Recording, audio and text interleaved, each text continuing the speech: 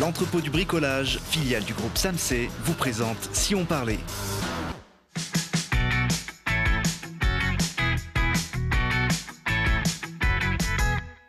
Bonjour à tous, et oui, c'est encore moi. Vous avez été des millions de fans à envoyer des lettres à Thibaut pour lui dire de me céder sa place de chef d'orchestre. Bon, il s'accroche, c'est juste que aujourd'hui, la varicelle est passée chez lui. Alors, on lui souhaite bon courage et surtout, on fait un gros bisou à sa choupinette. Heureusement, on peut bien sûr compter sur la Dream Team 100% filles aujourd'hui avec l'indétrônable Charlotte Faulkner et sa revue de presse. Salut Charlotte. Salut Julie.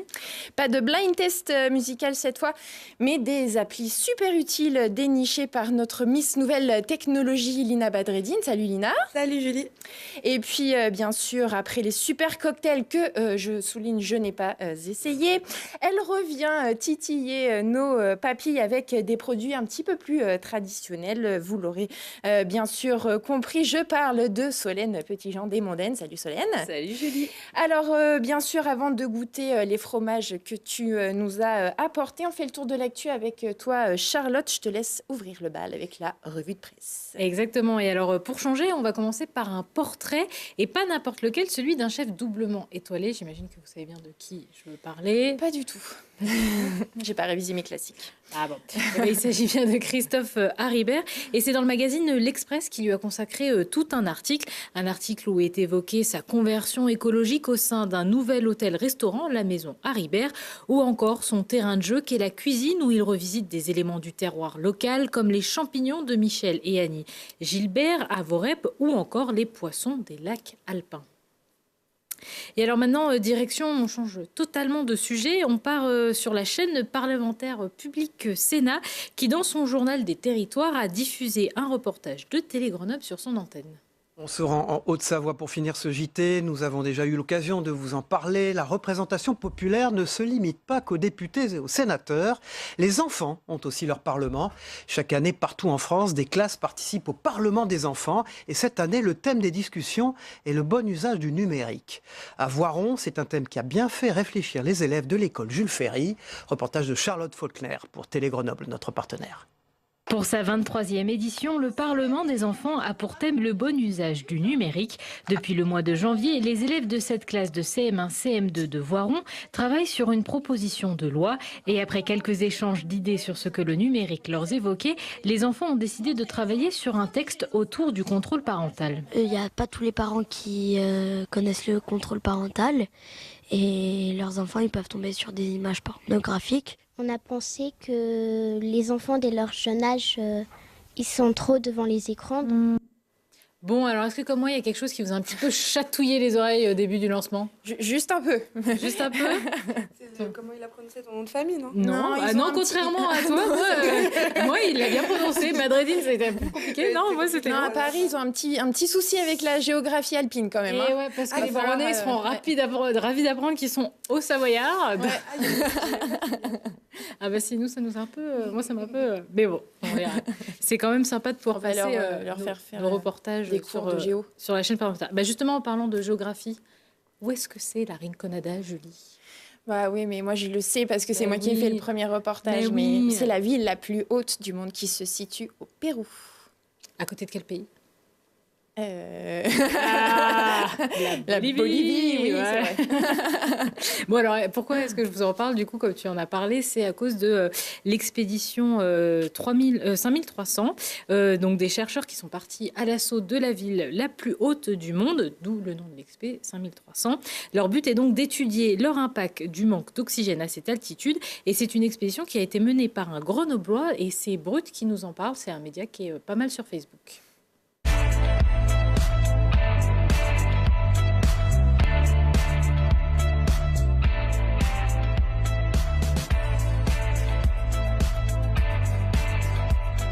On découvre enfin ce lieu incroyable, vraiment incroyable. L'accès en soi est déjà c'est chaotique.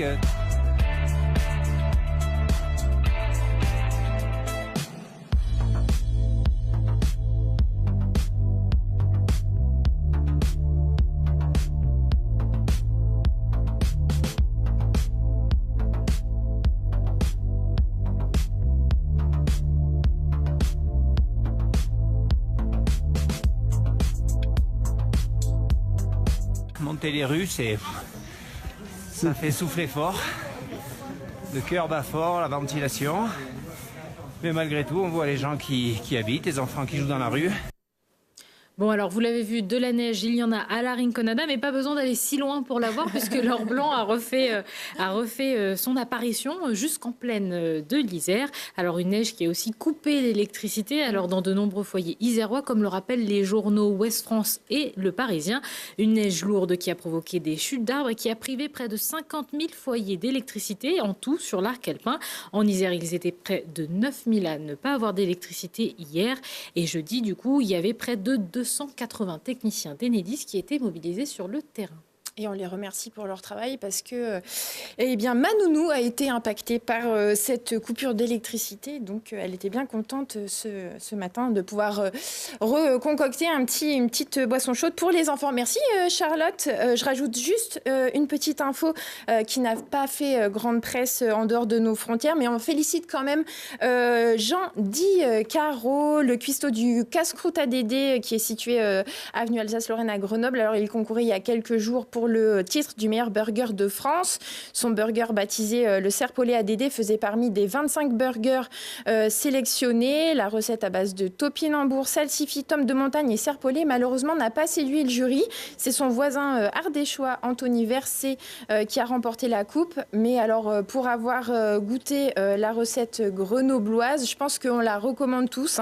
Moi qui suis pas spécialement fan de burger, je l'ai trouvée vraiment super bonne avec des saveurs que je connaissais pas, comme le serpollet. Je sais pas si vous connaissiez le serpollet. Donc n'hésitez pas, le casse-croûte ADD avec son super burger, le serpollet.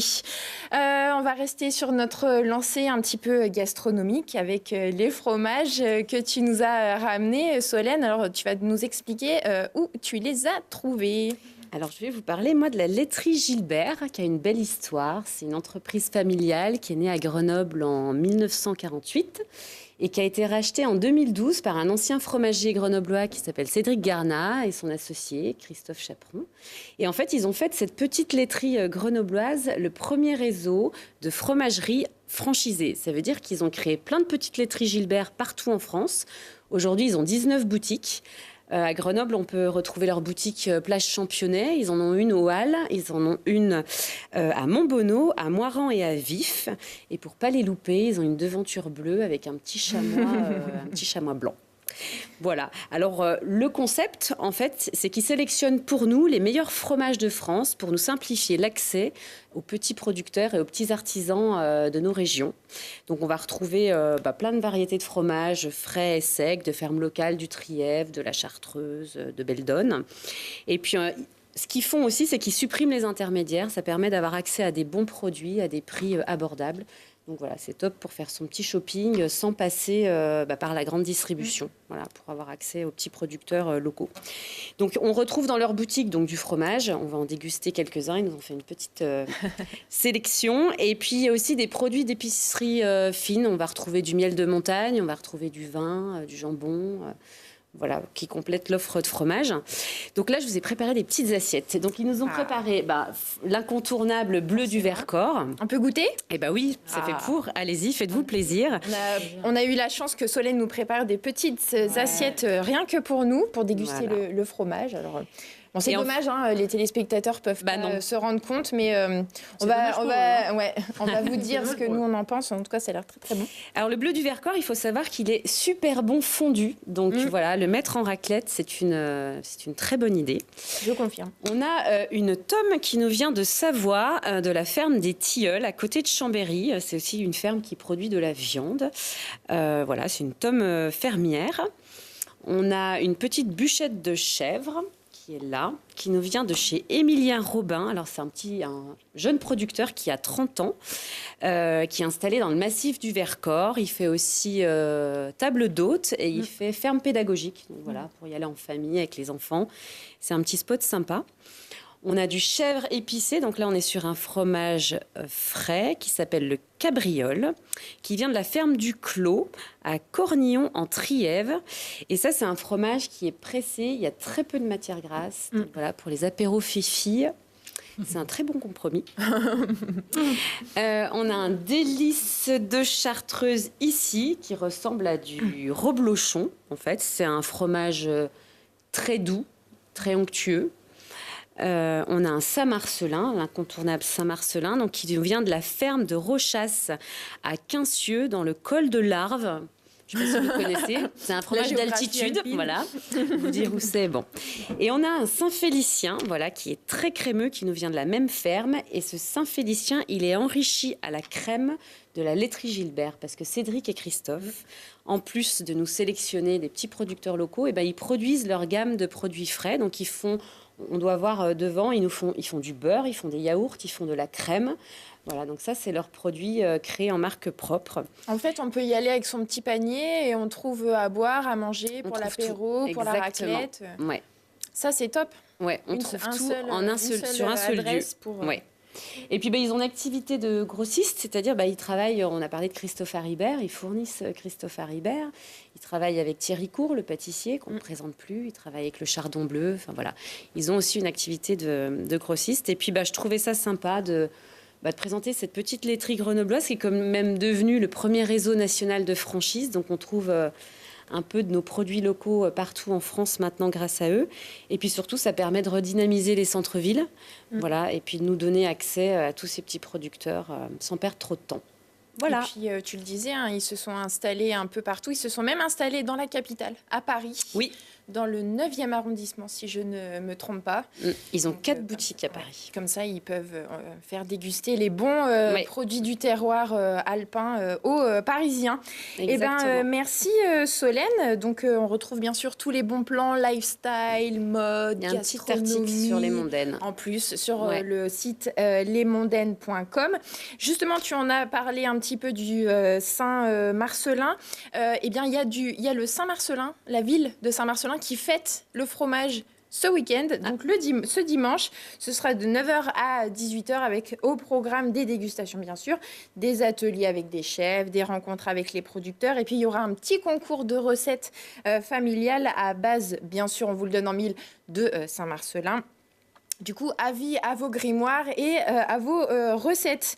Merci encore, ils étaient vraiment très bons. Ouais. Tes petits fromages, on les finira après l'émission.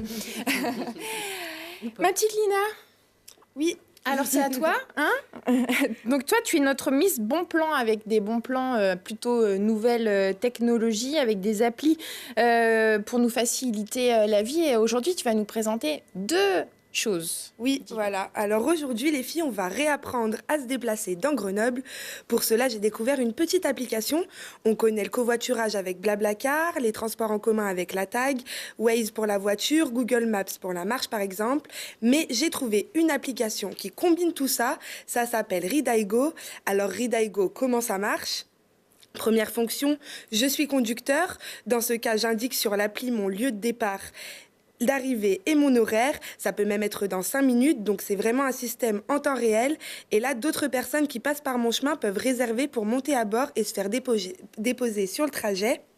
Dans ce cas, les frais sont partagés entre les différents covoites directement à travers l'application. Deuxième possibilité, je suis passager, donc j'entre mon lieu de départ et d'arrivée. Et là, Ridaigo va proposer un itinéraire qui va combiner à la fois les transports en commun et les covoiturages pour faire le trajet le plus efficace possible.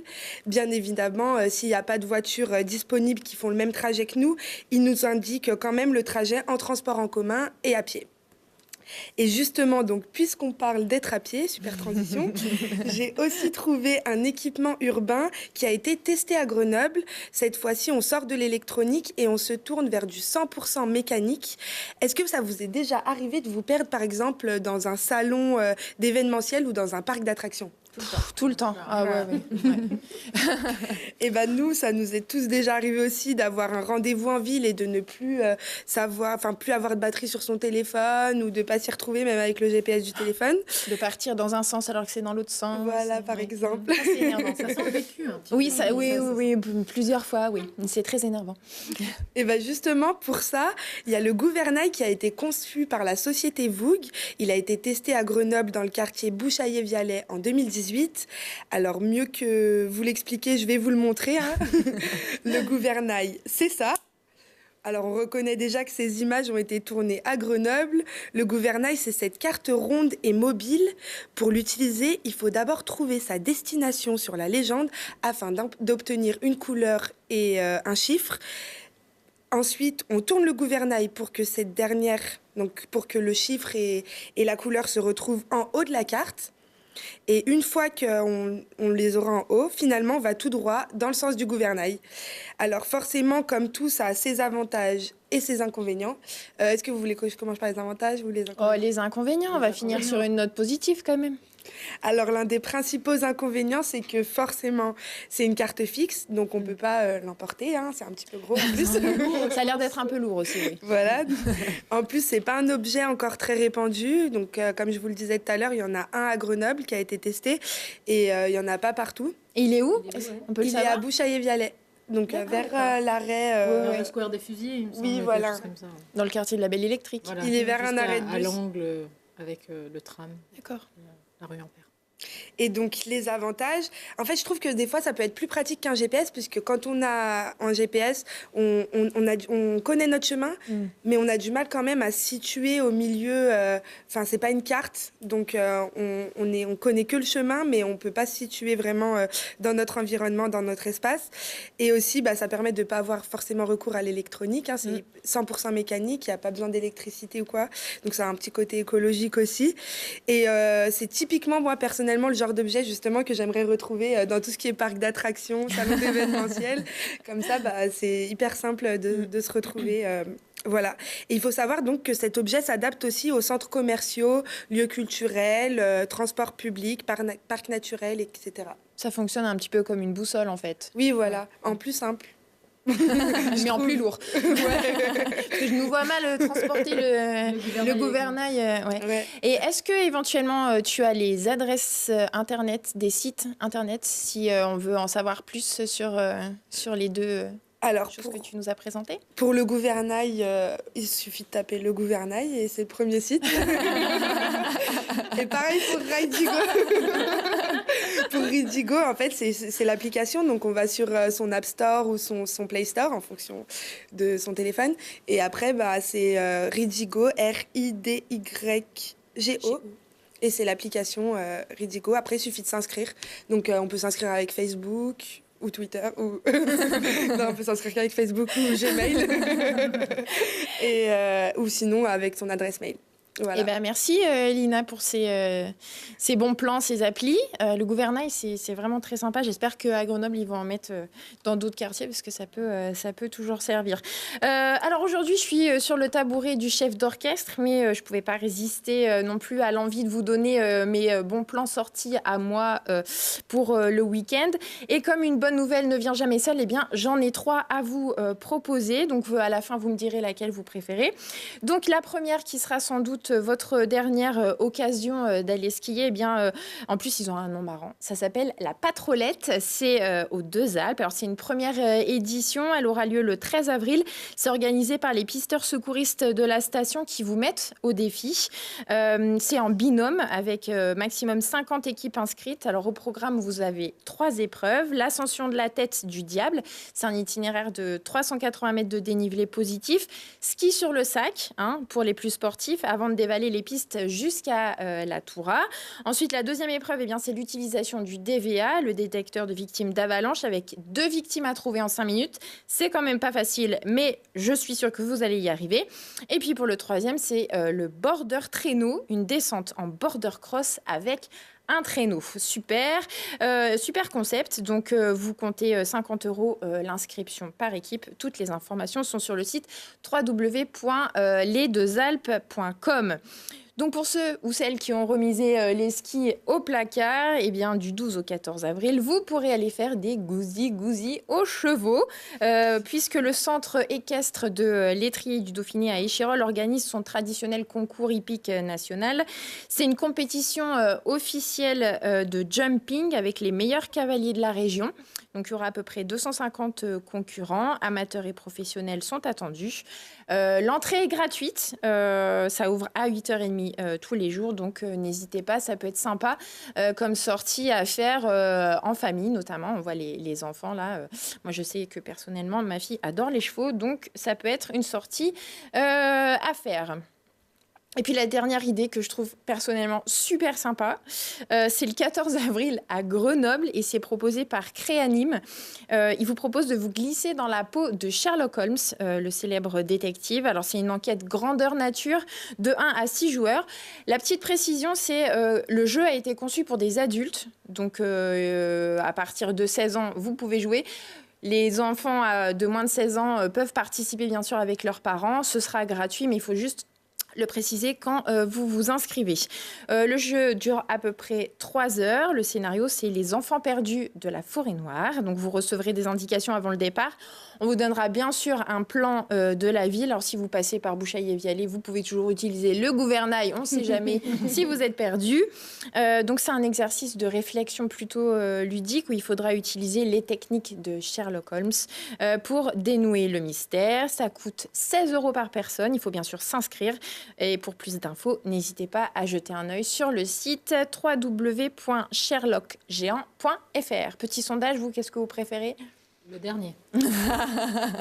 Lina ? C'est pareil, ouais. Le ski, j'ai pas l'impression que ça vous ait plus tenté que ça. Tu l'as moins teasé, en fait. Il était plus... Tu l'as survolé, alors que là, t'as... La patrolette, non. Non. Non, il y a des enfants. Solène ? La dernière aussi, ouais. Ouais, j'ai envie de passer en mode été, là. Ouais. On en a tous un peu marre de l'hiver. Ouais, c'est ça. Eh ben merci en tout cas les filles pour ce SOP 100% Girl Power. Et puis eh bien à très bientôt et puis normalement la prochaine fois vous retrouverez notre célèbre Thibaut le Duc national. Allez, salut. Salut.